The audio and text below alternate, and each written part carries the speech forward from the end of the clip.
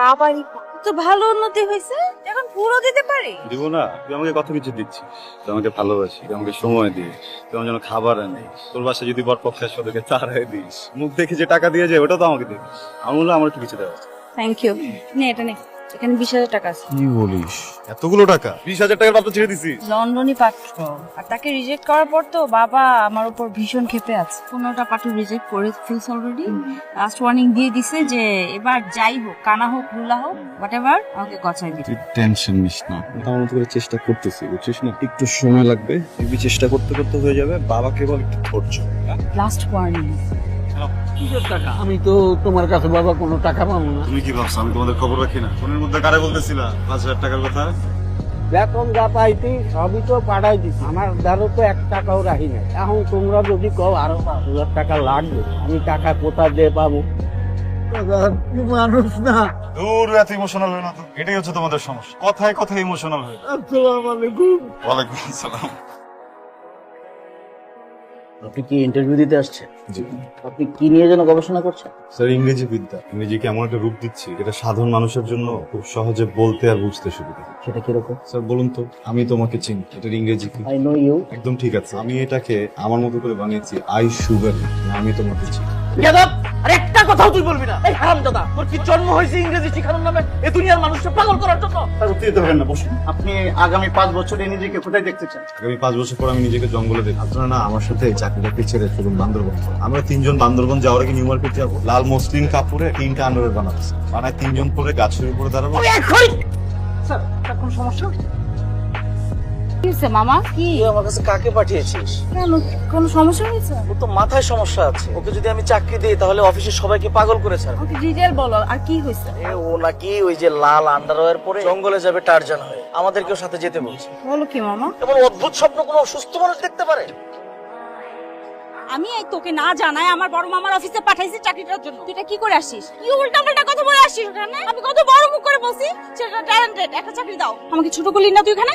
তোর বড় মামা ছিল কি বলছিস তুই এখানে গিয়ে?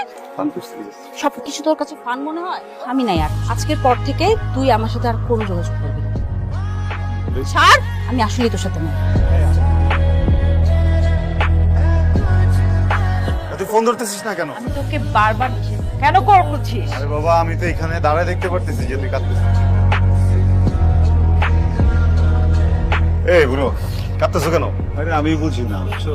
এত চোখের পানি যে তোমরা কোথায় পাও, এত কান্না করতে গেছে। তোমরা দেখো আমি ভালো আছি, বুঝছো? আমার কোনো কষ্ট নাই, কোনো দুঃখ নাই। যখন খারাপ লাগে হাসি, যখন ভালো লাগে তখন হাসি, বুঝছো না?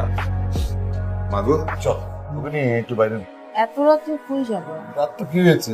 বাপ মেয়ে একসাথে ঘুরবো, চল না। ও ড্রাইভার গাড়ি থামা, তোকে বাস্তবতা দেখাতে এখানে বাইরে থাকা। যে টাকা যেন মাংস দিল না, বুঝলাম না। ডিম দিয়ে খান, ডিমটা মনে করেন যেটা মুড়ি খাইতেছেন আস্তা, ঠিক আছে? বিভিন্ন ভাবে টাকা নিয়ে সেই টাকা আমি তোর কাছে দেই, তোর হাতে দেই, যেন তুই একটা চাকরি করিস, তুই চলতে পারিস, আমাদের ভবিষ্যতের কথা চিন্তা করি। তুই সেই টাকাগুলা পথের ভিখারিদের মধ্যে বিলায় বেড়াস, ফুর্তি করিস ওদের সাথে। ভিখারি না, মানুষ। তো মানুষগুলোর মুখে খাবার তুলে দেওয়ার যে শান্তি, যে আনন্দ, কেন তার সাথে বসে তুই বুঝবি। হিমু হতে চাস তুই? ওই সমস্ত কিছু না উপন্যাসেই থাকে, বাস্তব জীবনে ওগুলা কোনো অস্তিত্ব নাই। জীবনটা অনেক কঠিন। আমার জায়গায় আজকে অন্য কেউ হলে চলে যেত, কিন্তু আমি যাব না, কারণ আমি ছেড়ে যাওয়ার মানুষ না। চলো ওঠ। এই দেখো তো কে আসছে। মামি। আরে তুই আয় ভিতরে আয়। আসসালামু আলাইকুম। এই ছেলে বাসা? মামা, চিন্তার কিছু নাই তো। আমি কি আমাকে বিয়ে করবে তো? উনি এসছে। এই পাগলটারে তুই বিয়ে করবি? হ্যাঁ মামা, আজকে আমরা বিয়ে। তোর বাবা জানে? না, এটা আমার নিজের সিদ্ধান্ত। তুই তোর সিদ্ধান্ত নে, তবে আমি এই ছেলের আমার অফিসে চাকরি দিতে পারবো না। মামা কোনো দরকার নাই। এই কি ব্যাপার, তুই কান্না লুকাচ্ছিস? হ্যাঁ, না, কাঁদতেছিস কেন আগে এটা বল। কিছু কিছু কান্না দুঃখের কান্না না, এই কান্না কষ্টের না, আনন্দের কান্না। আমি সবসময় এই দিনটার কথা চিন্তা করতাম, এই দিনটার জন্য ওয়েট করতাম। ফাইনালি আজকে আমরা এখানে। তুই যেমন মানুষ, সবসময় তোকে হারানোর ভয় কাজ করতো, মনে হতো হাতছাড়া হয়ে যাচ্ছিস। তোকে খুব ভালোবাসি জানিস, অনেক ভালোবাসি। পাঞ্জাবিটা পরিস নাই কেন? রেডি হস নাই কেন? আমি একটু ঘুমাইস। যা তাড়াতাড়ি রেডি হ, মামা কাজে আনতে গেছে। গেল গেল আনিকা, কি সর্বনাশ হয়ে গেল, ওই ছেলে তো পালাইছে।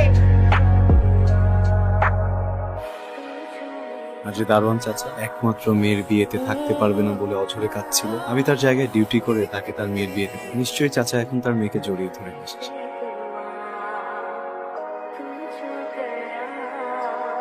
কি আপনারা কি করছেন? হ্যালো ইয়াং ম্যান, এখন কেমন বোধ হচ্ছে? এখনকার দিনে কি হয় জানেন, মানুষের চোখের সামনে খুন হয়ে যাচ্ছে মানুষ, রাস্তায় বিপদে পড়ে কাতরাচ্ছে, সবাই কি নিয়ে ব্যস্ত জানেন? মোবাইলে ভিডিও করেন। আর আপনি সময় মতো এসে ওকে সেভ না করলে হয়তো বা সিরিয়াস কিছু ঘটে যেত, প্রথম হয়তো বা এই সুন্দর পৃথিবীর আলোয় দেখতে পেত। যাক, বাদ দেন এসব কথা, আপনি রেস্ট নেন ভালোভাবে, আর একদিন জমি আড্ডা হবে, ঠিক আছে? সাবধানে যাবেন। মাগো আসবো? আসো বাবা। এই দেখ তোর বিয়ের কার্ডের ডেমো নিয়ে আসলাম, দেখ তোর পছন্দ হয়েছে। তোমার কোনটা বেশি ভালো লাগে?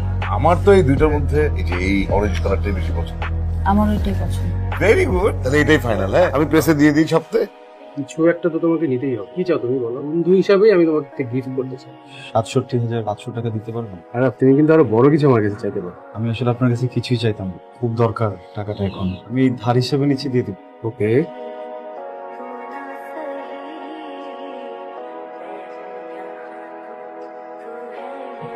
দাঁড়াও, তুমি এখানে কেন এসেছো?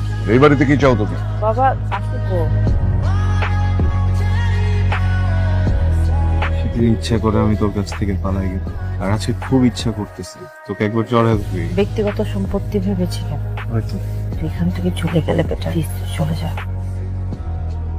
৬৭,৫০০ এই টাকাটার জন্য সবসময় পালা যেতাম, বুঝছিস? আজকে আমি দিয়ে গেলাম ওটা, এটার জন্য আসতে দেরি হচ্ছিল, বুঝছিস? ভাবছিলাম যে যেদিন এই টাকাটা অ্যারেঞ্জ করতে পারবো তোর কাছে আসবো, এসে বলবো এই মেয়ের ব্যাপারটা, বলবো যে চল বিয়ে করে ফেলবি। আজকে তো সব ঋণ শোধ করে দিলাম, তোর কাছে যত ভালোবাসা পাই দিতে হবে না, আমি মাফ করে দিলাম।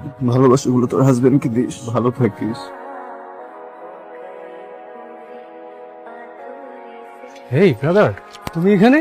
দেখতে এসে নিজেই বিমুখ হয়ে গেছে। বুঝতে পারছি, তোমার বিয়ের দাওয়াত আমার খাওয়া হবে। আজ আমি আপনাদের সবাইকে একটা অদ্ভুত মানুষের সাথে পরিচয় করি। কারণ একটি বৃদ্ধ ব্যাংকের দারোয়ান যখন তার মেয়ের বিয়ের জন্য ছুটি পায় না, গ্রামের অসহায় মেয়েটা যখন তার বাবার জন্য প্রতীক্ষায় বসে থাকে, তখন এই মানুষটা তো বৃদ্ধ লোকের ডিউটি ড্রেস করে ডিউটি করে।